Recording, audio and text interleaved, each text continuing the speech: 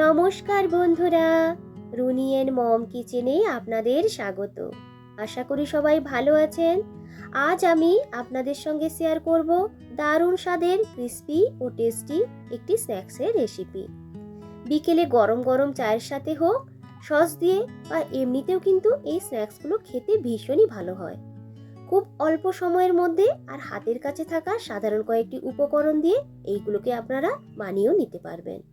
আশা করছি আজকের এই ক্রিস্পি ও টেস্টি স্ন্যাক্সের রেসিপিটা আপনাদের ভালো লাগবে। যদি ভিডিওটা ভালো লাগে একটা লাইক দিয়ে সম্পূর্ণ ভিডিওটা দেখে নেওয়ার অনুরোধ রাখলাম। আজকের এই স্ন্যাক্স রেসিপিটার জন্য নিয়েছি একটা পেঁয়াজ, একটি মাঝারি সাইজের আলু। পরিমাণটা আপনারা আপনাদের প্রয়োজন মতো বাড়িয়ে নেবেন। প্রথমে আগে আলুর খোসাটাকে ছাড়িয়ে নিয়ে জলের মধ্যে রেখে দিয়েছি যাতে আলুটা কালো না হয়ে যায়। অপরদিকে আরেকটা বাটির মধ্যে কিছুটা পরিমাণ জল নিয়েছি আর নিয়েছি একটা গ্রেটার। আলুটাকে গ্রেটারের সাহায্যে প্রথমে আগে গ্রেট করে নিতে হবে। গ্রেটারের যে বড় দিকটা ওই দিকটা দিয়ে আলুটাকে এইভাবে গ্রেট করে নেব। জলের মধ্যে গ্রেট করে নেব যাতে আলুগুলো গ্রেট করার পর কালো না হয়ে যায়। আর গ্রেটারের সাহায্যে গ্রেট করলে দেখবেন খুব অল্প সময়ের মধ্যেই কিন্তু আলুটাকে আপনারা গ্রেট করে নিতে পারবেন। গ্রেট করার পর দেখুন কতটা সুন্দর সরু সরু হয়েছে।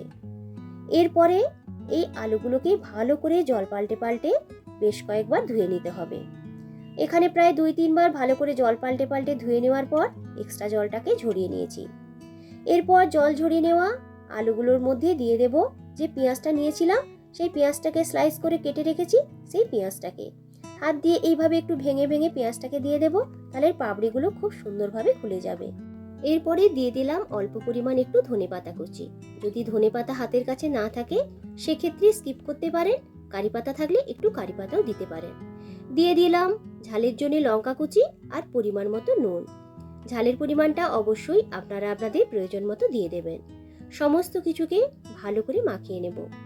এরপর এর মধ্যে দিয়ে দিলাম 1/2 টেবিল চামচ হলুদের গুঁড়ো, অল্প একটু কালো জিরে আর একটু জোয়ানকে হাতের সাহায্যে এইভাবে একটু ক্র্যাশ করে দিয়ে দেব।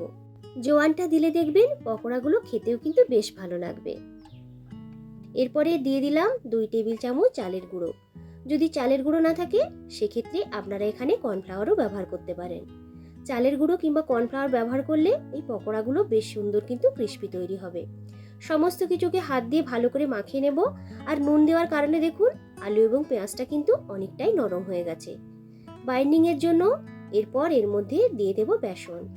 অল্প অল্প করে বেসন দিয়ে খুব ভালো করে মেখে নেব। এর মধ্যে কোনো রকম জল ব্যবহার করার কোনো প্রয়োজন নেই।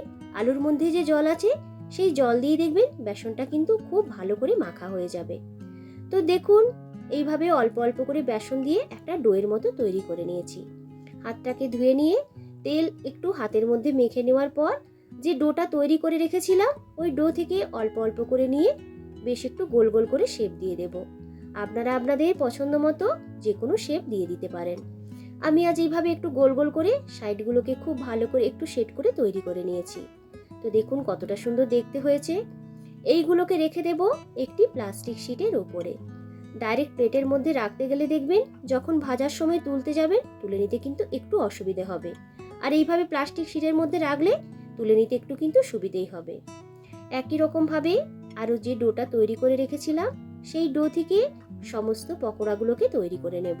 হাতের কাছে থাকা সাধারণ কয়েকটি উপকরণ দিয়ে কিন্তু আপনারা এইরকম ভাবে পকোড়াগুলো বানিয়ে নিতে পারেন। তো দেখুন বেশ কয়েকটা বানিয়ে নিয়েছি আর ভাজতে ভাজতে বাকি কয়েকটাও বানিয়ে নেব। তেলটাকে আগেই গরম হওয়ার জন্য বসিয়ে দিয়েছিলাম। খুব ভালো করে তেলটাকে গরম করে নেওয়ার পর গ্যাসের ফ্লেমটাকে কিন্তু একদম মিডিয়াম টু লোতে করে দিতে হবে। এরপর যে পকোড়াগুলো তৈরি করে রেখেছিলাম একটা একটা করে দিয়ে দেব গরম তেলের মধ্যে। চামচের সাহায্যে তেলটাকে ছড়িয়ে দেব ওই পকোড়াগুলোর ওপরটাতে, তাহলে দেখবেন ওপরটা খুব সুন্দর ক্রিস্পি ভাবে তৈরি হয়ে যাবে। একটা দিক যখন ভাজা হয়ে যাবে উল্টে দেব আরেকটা দিক ভেজে নেওয়ার জন্য। এইভাবে উল্টে পাল্টে দুটো সাইডকে বেশ একটু লালচে করে ভেজে নেব। গ্যাসের ফ্লেমটাকে মিডিয়াম করে দিয়ে এইগুলোকে ভাজবেন, তাহলে দেখবেন খুব সুন্দর ক্রিস্পি ভাবে কিন্তু এইগুলো ভাজা হয়ে যাবে। ওই ডো থেকে বাদ বাকি পকোড়াগুলো তৈরি করে ভেজে নেব।